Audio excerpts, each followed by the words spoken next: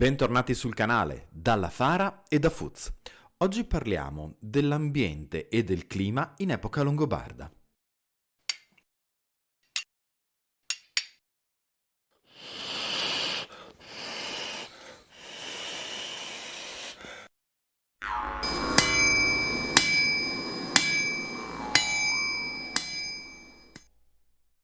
Come sempre, bentornati, vi invito a iscrivervi al canale, cliccare la campanellina per essere aggiornati sui nostri contenuti e se voleste supportare la Fara in maniera più attiva, in descrizione trovate come abbonarvi al canale per avere contenuti in anteprima, ad esempio, o come diventare nostri Patreon.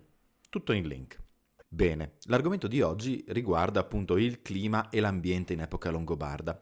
Gli ultimi video, quelli nati sulla scia della ricostruzione della spada della tomba 18 e poi sulle battaglie longobarde e ancora sull'identità etnica dell'exercitus longobardo, ha portato a numerose nuove iscrizioni, con un sacco di curiosità nei commenti e quindi ci troviamo a riaffrontare alcuni temi che parzialmente abbiamo già toccato nei video passati, ma che hanno bisogno di un approfondimento e soprattutto di una risposta alle domande del pubblico.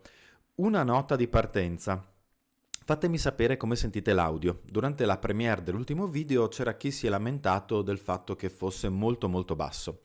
E dall'altra parte però poi c'è stato detto che se si alza troppo in realtà è troppo alto. Quindi fateci sapere un attimo come sentite l'audio. Se dovete commentare qualcosina aggiungete anche un'osservazione su questo aspetto. Bene, veniamo all'argomento di oggi e quindi al clima e all'ambiente. Sì, perché c'è un problema molto importante quando noi contemporanei proviamo a immaginarci la vita nel mondo in epoca longobarda e in generale nel passato. Come sapete, la Fara è un'associazione di ricostruzione storica. Voi ci conoscete principalmente attraverso i video qui su YouTube in cui io sproloquio, ma la nostra associazione, che è composta da circa una decina di persone, si occupa principalmente di ricostruire la cultura materiale longobarda e quindi vestiti, armi, oggetti d'uso, gioielli, tutto quello che ci viene raccontato dalle necropoli longobarde e dai siti archeologici.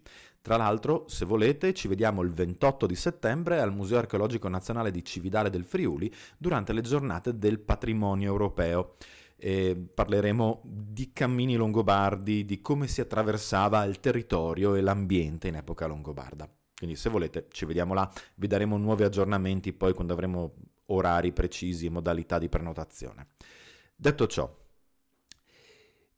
quando noi mostriamo le nostre ricostruzioni, che siano spade, che siano abiti e qualsiasi altra cosa, ci accorgiamo che molto spesso viene dato per scontato che l'ambiente in cui i longobardi si muovevano, essendo fisicamente gli spazi gli stessi in cui spesso il pubblico ci incontra, pensiamo appunto al Museo Archeologico Nazionale di Cividale, che era la sede del Palazzo Patriarcale a Cividale, ecco, viene dato per scontato che ambiente e clima fossero sostanzialmente gli stessi di oggi. Ma così non è. Anzi, un altro errore che spesso viene portato avanti, forse innocente, ma peggiore nel tentare di ricostruire l'immagine del passato, è quello di fare riferimento a quello che noi chiamiamo il vestito della nonna. Mi spiego. Quando il pubblico si interfaccia non solo con noi ricostruttori nei musei, ma anche con i rievocatori agli eventi e ai festival, spesso porta a delle osservazioni. Ah sì, ma qui ai tempi di mia nonna era tutto bosco. Oppure, ah la gerla, anche mia nonna usava la gerla. O ancora, l'ascia, oh mio nonno con l'ascia era un maestro. Tutte cose verissime e utilissime, ma che soprattutto se le caliamo nell'ambito dell'ambiente o del vestiario non hanno nessun valore oggettivo. Mi rendo conto di dire una verità molto scomoda, ma per quanto longeva tua nonna non ha 1500 anni. Allo stesso modo, l'ambiente intorno a cui i longobardi si muovevano, dentro cui i longobardi si muovevano, non era quello di 2 o 3 generazioni fa. Come sapete, noi siamo un'associazione friulana con la sede in provincia di Udine, anche se con membri sparsi in Emilia, Abruzzo, Veneto, Baviera, ma insomma il grosso del nostro operato si svolge qui. E se noi dovessimo guardare alla Pedemontana, che io indico qui a destra perché è lì, a pochi chilometri, l'ambiente dei tempi dei nostri nonni o bisnonni sarebbe stato completamente diverso, tanto da quello odierno quanto da quello di epoca longobarda. Le montagne sarebbero state, come il materiale fotografico testimonia, completamente glabre, perché il mondo aveva attraversato 2 guerre mondiali, che in particolare qui a nord-est avevano colpito piuttosto duro, e ci si riscaldava a legna e quindi si utilizzava tutto l'utilizzabile. C'erano manodopera, c'era una popolazione abbondante nonostante la guerra e quindi le montagne apparivano, soprattutto quelle più basse, quelle più vicine al collinare, completamente spoglie. Ci sono delle immagini della zona di Montenar Sardegna che sono quasi irriconoscibili e vi cito Artegna perché è uno dei castra longobardi citati da Paolo Diacono. L'ambiente invece del VI secolo, quello in cui la prima generazione longobarda si affaccia all'Italia, doveva essere un ambiente fortemente boschivo. C'era stato un grosso calo demografico e quindi meno manodopera, ma anche meno necessità. C'era stato un cambiamento culturale, l'arrivo dei Longobardi poi e dei Goti prima, anche se in chiave minore per i Goti che erano molto romanizzati, aveva sicuramente cambiato le dinamiche del potere e la gestione del territorio. C'erano stati i 20 anni della guerra greco-gotica, la peste, le carestie. Tutto questo aveva permesso un'avanzata piuttosto importante dell'incolto, che fa parte dell'immaginario alto medievale, se ci pensiamo. Quando noi pensiamo all'alto medioevo, ed evitiamo appunto il dogma del vestito della nonna, pensiamo a un mondo fatto di boschi. Boschi in cui si rifugiano i criminali, boschi in cui la legge non arriva, a Robin Hood per intenderci. Ma che per l'alto medioevo, e poi in realtà anche per il basso medioevo, che questi boschi va progressivamente a erodere, queste realtà boschive e selvatiche erano tutt'altro che terre di nessuno, erano terre di qualcuno, spesso terre del re. Certo, l'estensione di questo incolto era così ampia che poteva in effetti addentrarsi in territori dove era impossibile controllare, per opera dei guardaboschi, dei guardiacaccia o semplicemente degli operatori silvopastorali, il territorio in senso stretto. Ma il bosco veniva inteso come una risorsa economica fondamentale. Abbiamo parlato della legna da ardere, facendo riferimento al Novecento, ma questo chiaramente, a maggior ragione, era il principale combustibile dell'epoca alto medievale. Ma anche per l'attività edificatoria. Avete visto i nostri video qui sul canale dove ricostruiamo una Grubenhaus, una capanna seminterrata longobarda? Tutti gli elementi della capanna vengono dal bosco incolto, che in questo caso specifico ha solo poche decine di anni, forse un secolo, e in cui tra l'altro le essenze lignee non sono tutte coerenti con l'epoca longobarda, perché nel mezzo la flora europea è stata colonizzata dalle piante che noi abbiamo importato da altri territori, in particolare nello specifico qui in zona l'acacia. Però ecco che l'attività edificatoria dipende di nuovo dal bosco che fornisce i materiali. Abbiamo visto in passato, leggendo le leggi dei Longobardi, in particolare Rotari e i suoi successori, come il bosco in realtà fosse una zona attiva e normativata. C'erano delle leggi specifiche che tutelavano tanto i confini, alberi con delle incisioni di cui noi purtroppo non abbiamo esempi, non sappiamo di preciso cosa ci fosse inciso, ma queste incisioni sancivano il termine della proprietà di qualcuno rispetto all'inizio di quella di qualcun altro, sostanzialmente dei cippi vivi. Ma abbiamo anche visto come ci siano delle norme riguardo, ad esempio, i carri giudicati abbandonati nel bosco, che se vengono ritrovati all'interno del territorio di qualcuno e non c'è nessuno a reclamarli, questi carri diventano di quel qualcuno, a meno che poi dopo qualcuno altro non cerchi di appunto rivendicarne la proprietà. Ma questo cosa ci dice? Ci dice che c'erano delle strade nei boschi, che si poteva entrare, si poteva appunto accumulare legname tanto da riempire un carro e portarlo fuori carico, a sottolineare quindi la presenza di strade bianche sicuramente, ma mantenute, perché avete mai provato a trasportare qualcosa di pesante con delle ruote di legno nel fango? Ecco. Il fatto che esistano delle leggi a riguardo dimostra che le strade erano mantenute in ottimo stato.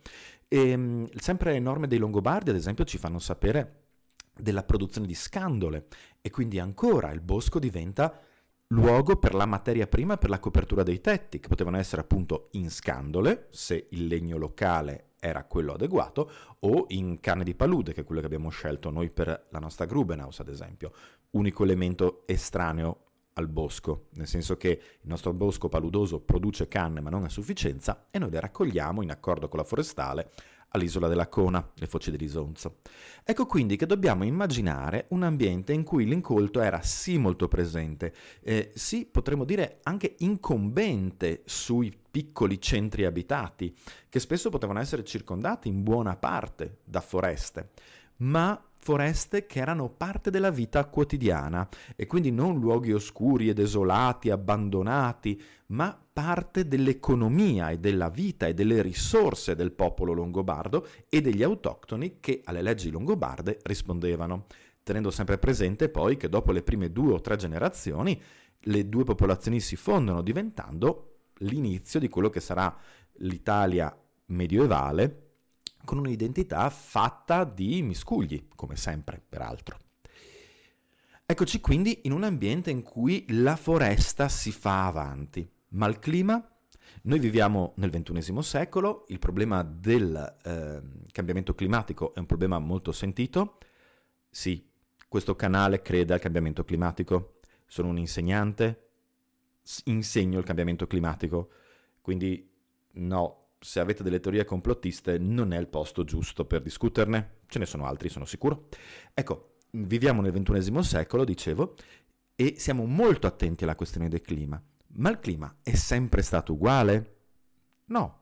Ci sono stati dei periodi di raffreddamento, dei periodi di riscaldamento, pensiamo all'ottimo romano e poi all'ottimo basso medievale, in cui il generale riscaldamento del territorio europeo forniva la possibilità di migliori coltivazioni cerealicole, ad esempio, ma anche la disponibilità di nuovi terreni che in precedenza non erano appunto bonificabili. Il periodo alto medievale invece sembra corrispondere a un peggioramento del clima.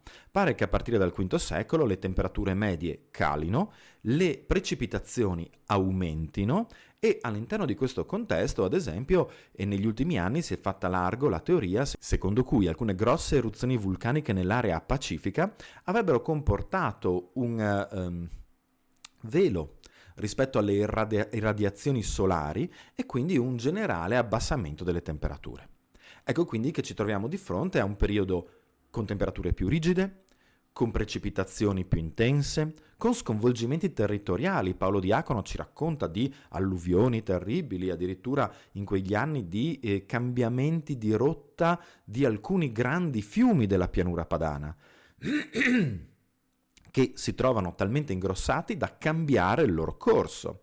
E poi Paolo Diacono ci fa anche sapere che questo era un problema molto importante perché il vino non veniva più prodotto nelle zone tradizionali e bisognava andarlo a pescare in Istria. Ah, il vino. Vero simbolo di civiltà. Detto questo, ci troviamo quindi in un ambiente, quello alto medievale, che da un lato è boschivo, è selvatico, è freddo ed è piovoso, e dall'altro però dobbiamo tenere sempre molto lontano dagli stereotipi tipici ad esempio di Hollywood, che ci rappresenta tutto come fangoso, marrone, invivibile. La gente e l'umanità normalmente si adegua, si adatta e trova delle soluzioni. Infatti, alcune di queste teorie che vogliono leggere l'andamento della civiltà, soprattutto europea, perché molti degli studi sono svolti sul contesto europeo, come conseguenza dell'andamento climatico, vengono spesso definite come appunto determinismo climatico. Cioè, se fa freddo e piove, la società collassa. È una ipersemplificazione, ma spero di essermi fatto capire. Se invece fa caldino, piove il giusto, si può coltivare l'orzo e il farro, la società prospera. Pur essendoci chiaramente un fondo di verità, è anche vero che l'uomo è famoso per essere una specie che si adatta e ottiene il meglio dal proprio territorio. Quindi se sicuramente i cambiamenti climatici possono determinare delle svolte storiche, dei rallentamenti dal punto di vista demografico, dal punto di vista anche imprenditoriale se vogliamo, dall'altra parte non possiamo giudicarli come l'unico fattore che determini la fortuna o la sfortuna di una civiltà o di una società. Resta il fatto che il mondo longobardo doveva essere un mondo molto verde, molto bagnato, soprattutto fra il VI e il VII secolo. A partire dal VII secolo si assiste, per quelli che i dati a nostra disposizione a livello dendrocronologico, di osservazione dei ghiacciai, di documentazione dell'epoca ci forniscono, ecco, si osserva un progressivo miglioramento e quindi ad esempio un tentativo di erosione del territorio lasciato a bosco per invece farlo diventare campo coltivato, frutteto, nuovi siti abitativi. Una tendenza che proseguirà in maniera ininterrotta fino al XIII secolo e a quel picco poi successivo appunto della civiltà basso medievale europea. Dobbiamo sempre tenere presente che anche nel tentare di immaginare questi ambienti noi siamo falsati dalla nostra esperienza personale, quotidiana, contemporanea. Facciamo un esempio. I boschi della zona prealpina e alpina qui del nostro nord-est. Una delle essenze più diffuse è l'abete rosso, il patch, come lo chiamiamo. Ma non è un'essenza che originariamente sarebbe stata così diffusa. Era presente, sicuramente, ma dobbiamo tenere conto anche di come negli ultimi secoli precedenti alla contemporaneità, in quella che dal punto di vista storico si chiama età moderna, le richieste di Venezia di legni lunghi, resistenti all'umidità, resinosi e di rapida crescita hanno influenzato quello che veniva piantato e tenuto del bosco. Quindi ad esempio la flora delle zone alpine e prealpine del nord-est sono state fortemente influenzate dalle richieste della dominante, come si chiamava a Venezia. Notate un certo astio? Sì, c'è un certo astio. In Friuli, Venezia è una cosa che non si dice perché insomma c'era il patriarcato, poi c'è Venezia. Campanilismo. Detto ciò, lo stesso vale per tutti gli ambienti che sono fortemente antropizzati e modificati nella loro conformazione vegetale. Se voleste un termine di paragone, scusate lo sguardo, ma là dietro c'è Zelda che si arrampica su una scala di alluminio che è lì perché devo finire dei lavori in casa. Ti prego, non cadere mentre registro. Se volete un esempio legato invece a quello che poteva essere l'aspetto di una foresta spontanea, naturale, di pianura del nord, potete fare riferimento al territorio di Muzzana. Muzzana è in Friuli e al suo interno è conservata l'ultimo lacerto di quella che veniva chiamata la Silva lupanica. Ora, non credo che serva una traduzione, però voglio dire, il bosco dei lupi fa molto figo.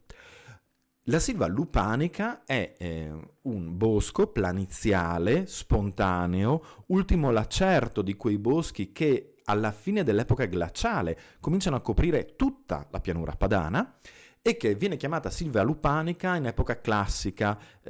Virgilio, Plinio il Vecchio la citano e vanno a indicare che in epoca antica copriva tutto il territorio dal Livenza all'Isonzo. Tra l'altro il Livenza doveva essere il termine ultimo di influenza del Ducato Longobardo del Friuli, ma in quel momento doveva essere già molto più ridotta questa Silva lupanica. L'estensione massima fa riferimento a tempi antichi già per Virgilio e Plinio il Vecchio e viene chiamata così appunto per la presenza di lupi. I lacerti oggi conservati di questa Silva lupanica in cui si può passeggiare, andare in bicicletta, fare birdwatching, qualsiasi altra attività legata al nostro nuovo modo di vivere l'ambiente, ci danno però un'immagine di quello che poteva essere, ad esempio, un'effettiva foresta di pianura in una zona di risorgive, quindi in una zona molto umida. Invito chiunque sia locale, più o meno locale, a farci un passaggio per avere un'idea di quello che poteva essere una foresta molto diversa dai nostri boschetti semispontanei che si sono mangiati i campi non coltivati degli ultimi 50 o 60 anni. La dimensione degli alberi, la loro età ovviamente, ma anche le essenze più autoctone in boschi di lunga storia rispetto ad esempio a il boschetto in cui noi abbiamo la Grubenhaus, che essendo un bosco recente e nato proprio per abbandono, perché il terreno è semipaludoso, non si poteva coltivare, era un'ottima riserva di legna da ardere, ma appunto ha visto esponenzialmente la crescita di esemplari alieni, come le acacie, accanto a quelli spontanei come le varie farnie e quercette. Ecco che quindi boschi di questo tipo ci danno un'idea di quello che doveva essere l'aspetto delle grandi pianure del nord Italia in epoca longobarda. Alcuni boschi della Pedemontana ci possono dare un'idea appunto di quelli che devono essere i boschi dei rilievi, e poi dobbiamo appunto tenere presente come gli ultimi secoli abbiano influenzato la flora intorno agli abitati umani. Una delle grandi fonti relative a questo periodo e a questo tema, cioè quello del bosco, del disboscamento, della fruizione dei boschi, sono poi le fonti monastiche più tarde del periodo longobardo di solito, che però ci fanno sapere come in origine questi monaci si ritirino proprio nel bosco perché lontano dalla società umana, ma alla luce di quello che ci siamo detti all'inizio del video, probabilmente non così difficili da raggiungere, e d'altra parte riutilizzino contesti che erano già stati utilizzati magari in epoca antica o tardo antica ed erano stati fagocitati dalla successiva crescita del bosco. In un momento poi ulteriormente successivo, a partire dall'VIII secolo, vediamo come questi boschi vengono gestiti da queste grandi istituzioni monastiche. Ma resta comunque il fatto che il bosco rimane un elemento fondante dell'identità paesaggistica altomedievale. Un bosco molto umanizzato, ma non così stravolto come poi faremo con le tecnologie moderne più avanti. Un bosco normativato, di proprietà spesso della corona o di grandi istituzioni come quelle monastiche, e che sì, però si estendeva talmente a lungo da avere al suo interno anche zone non raggiungibili facilmente, quindi anche il bosco medievale come lo immaginiamo.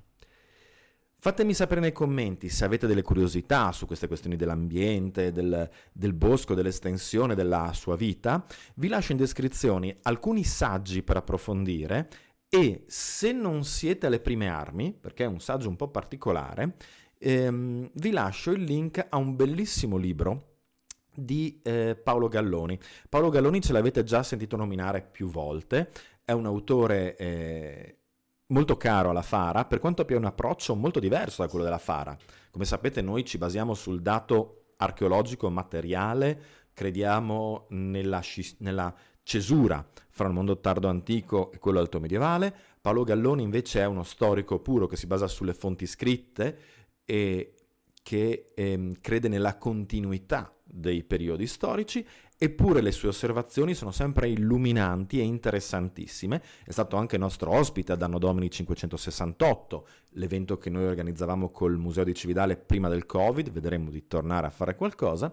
Ecco, ha recentemente dedicato un libro proprio al bosco, ai suoni del bosco, alla percezione del bosco attraverso i suoni nel mondo medievale, soprattutto alto medievale. Ve lo lascio qui in descrizione. Bene, alla prossima e mandi!